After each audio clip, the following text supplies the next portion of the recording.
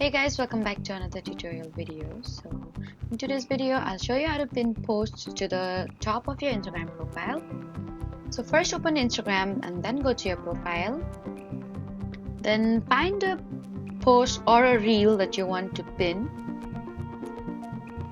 Now tap the three dots in the top right corner of the post. Then from the menu select pin to your profile. The post will now appear at the top of your profile grid, and you can pin multiple posts and they will appear before your other posts on your profile. And if you want to remove a pinned post later, then open it, tap the three dots, then choose unpin from profile.